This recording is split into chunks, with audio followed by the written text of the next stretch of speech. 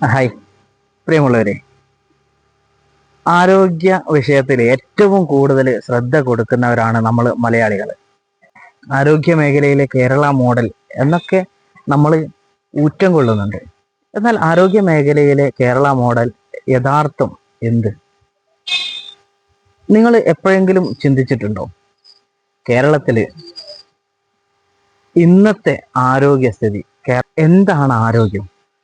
കുറേ മരുന്നുകൾ കഴിച്ചിട്ട് എഴുന്നേറ്റ് നടക്കലാണോ, അതോ ഒരു മരുന്നിൻ്റെയും സഹായമില്ലാതെ ജീവിക്കലാണോ ആരോഗ്യം? ഒരു മരുന്നിൻ്റെയും സഹായമില്ലാതെ നമുക്ക് ജീവിക്കാൻ സാധിക്കുമ്പോഴാണ് നമ്മൾ ആരോഗ്യവാന്മാരാണ് എന്ന് പറയാൻ സാധിക്കുക. ചികിത്സിച്ച് പാപ്പരാകുന്ന ആളുകൾ കൂടുന്ന ഒരു സംസ്ഥാനമാണ് കേരളം എന്ന് പറയാം. ഒരുപാട് ക്രൗഡ് ഫണ്ടിങ് നടക്കുന്നുണ്ട് കേരളത്തിൽ. എന്തിനു വേണ്ടിയിട്ട്? ആരോഗ്യ മേഖലയിലെ ജനങ്ങളെ ചികിത്സയ്ക്ക് വേണ്ടിയിട്ട്.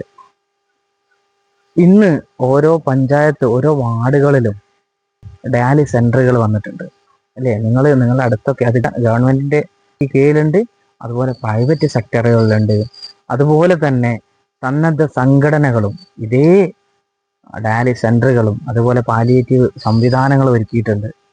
ഇവിടെയൊക്കെ നമ്മൾ കിടപ്പ് രോഗികളുടെ എണ്ണം കൂടുകയാണ്. നമ്മൾ എന്താണ് മനസ്സിലാക്കേണ്ടത്? ആരോഗ്യ മേഖലയിൽ കേരള മോഡൽ എന്താണ്?